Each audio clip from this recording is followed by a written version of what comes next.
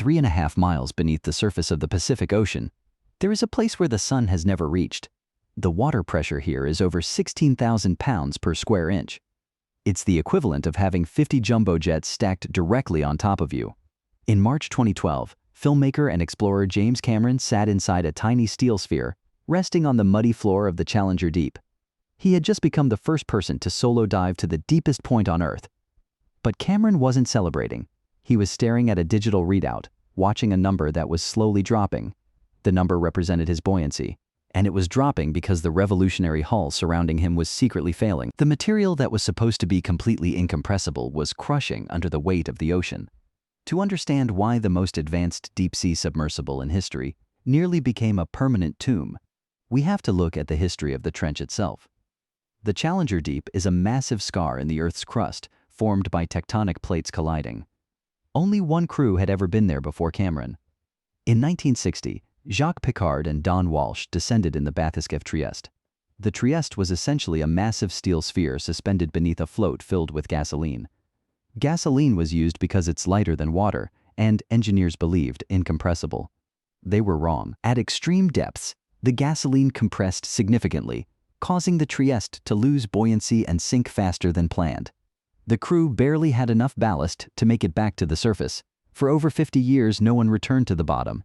When James Cameron decided to go back, he knew the Trieste design was fundamentally flawed. He needed a new material for the float. Steel was too heavy. Gasoline was compressible. He needed something that could withstand 16,000 pounds of pressure without changing shape.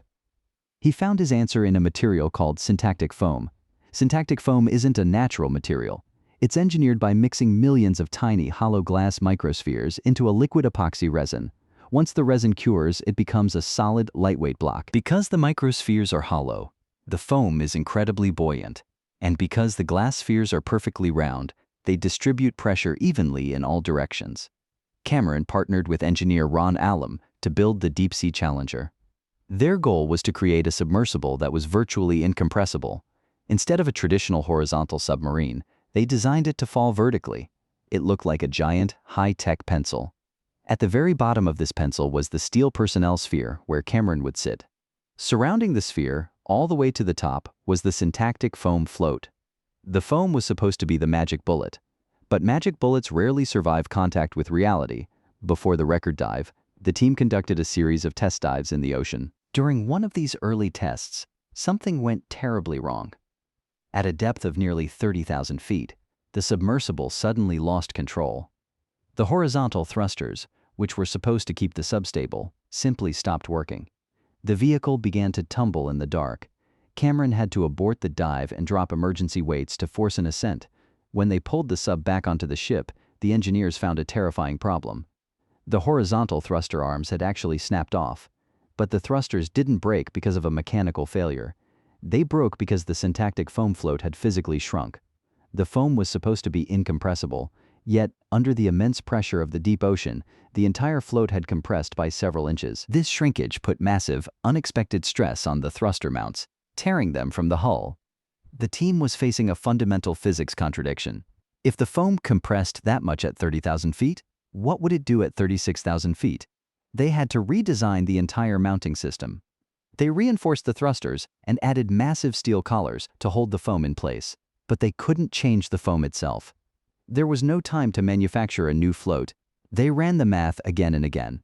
The computer models predicted the foam would compress, but still provide enough buoyancy to reach the bottom. They decided to proceed with the final dive. On March 26, 2012, the Deepsea Challenger was lowered into the dark water. Cameron sealed the heavy steel hatch and began his descent. For 3 hours, he fell through the water column. He passed through the twilight zone, where sunlight fades to black. He passed through the midnight zone, where the pressure becomes crushing. Finally, the sonar pinged the bottom. Cameron had reached the Challenger Deep. He turned on the exterior lights, revealing a barren, alien landscape. But inside the cockpit, the mood was incredibly tense. He checked the buoyancy sensors. The numbers confirmed his worst fear. The foam had compressed far more than the computer models predicted. The Deepsea Challenger was no longer neutrally buoyant, it was negatively buoyant.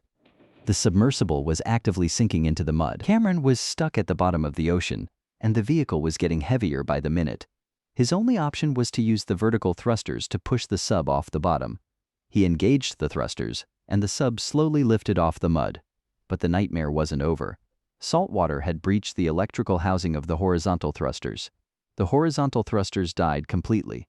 Cameron was now rising vertically, with no way to steer.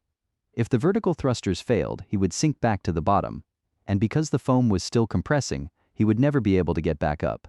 He had to ride the vertical thrusters all the way to the surface. For hours he ascended in the dark, listening to the hull creak.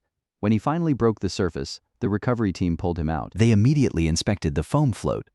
What they found was a masterclass in materials failure.